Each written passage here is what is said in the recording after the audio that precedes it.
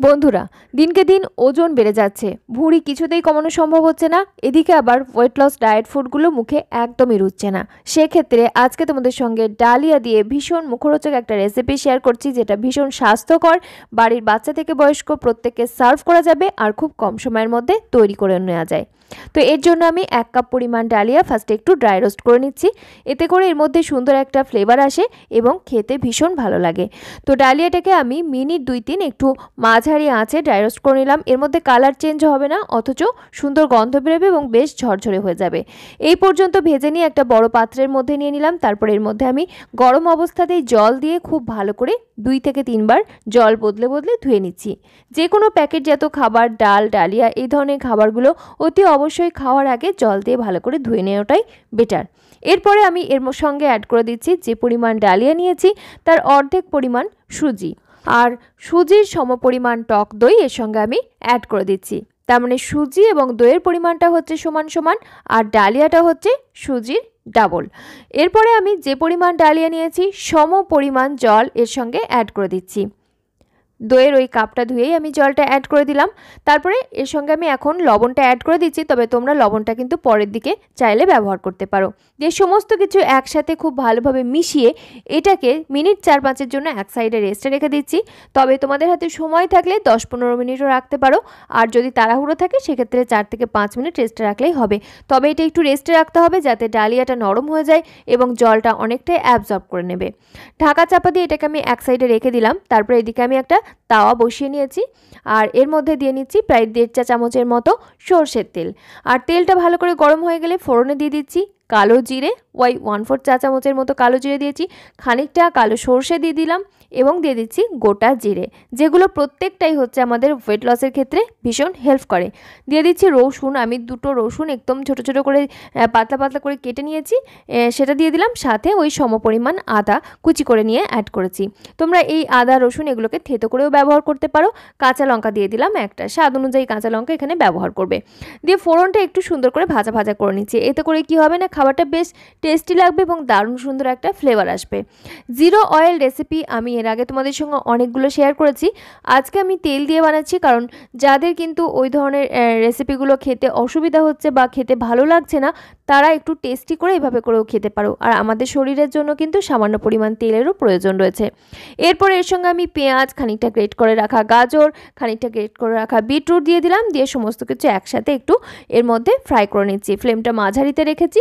আর তোমরা যদি নিরামিষভাবে বানাতে চাও সেক্ষেত্রে অতি অবশ্যই রসুন, পেঁয়াজ এগুলোকে বাদ দেওয়া যাবে, তবে টেস্টটা বাড়াতে চাইলে এগুলো ব্যবহার করাটাই ভালো। তারপরে আমি 1 চিমটের মতো হলুদের গুঁড়ো, স্বাদ অনুযায়ী লবণ দিয়ে দিলাম। এখানে লবণটা আমি এই সবজির টেস্টের মতো লবণটা দিয়েছি। সাথে খানিকটা টমেটোর বীজগুলোকে বাদ দিয়ে অ্যাড করেছি কুচি করে কেটে। দিয়ে সমস্ত কিছু একসাথে একটু নাড়াচাড়া করে নিচ্ছি।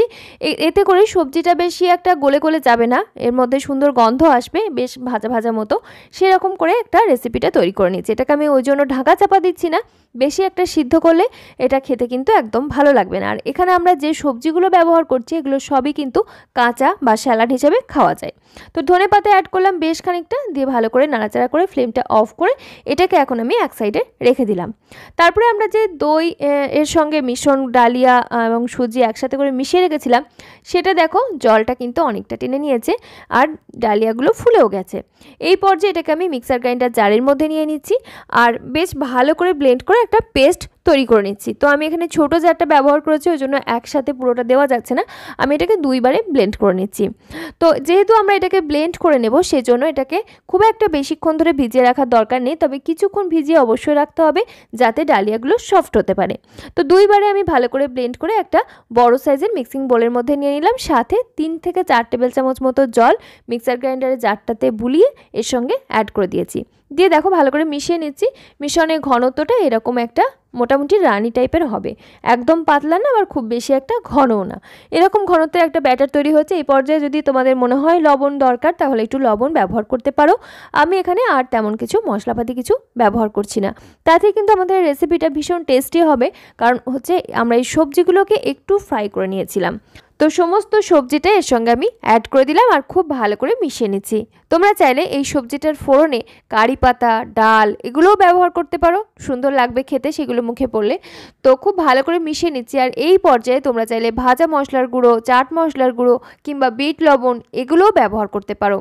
একদম শেষে তোমাদেরকে ঘনত্বটা দেখিয়ে দিচ্ছি, দেখো ঠিক এরকম থকথকে টাইপের ঘনত্বটা হবে। তো এবারে মিশ্রণ আমাদের পুরোপুরি রেডি হয়ে গেছে। এরপরে এদিকে আমি একটা তাওয়া বসিয়ে নিয়েছি, এর মধ্যে সামান্য পরিমাণ ওই হাফ চা চামচের মতো তেল দিয়েছি। আমি সর্ষের তেল ব্যবহার করছি কারণ সর্ষের তেলটা হচ্ছে ভীষণ হেলদি আর সবার বাড়িতে অ্যাভেলেবেল থাকে। তোমরা যে তেলটা ব্যবহার করছো তোমাদের ওয়েট লস জার্নিতে সেই তেলটা অতি অবশ্যই এখানে সামান্য পরিমাণ ব্যবহার করবে। তারপরে আমি এক হাতা ব্যাটার নিয়ে এরকম করে পাতলা করে এটাকে ছড়িয়ে দিচ্ছি। একদম পাতলা করে ছড়িয়ে দেবে।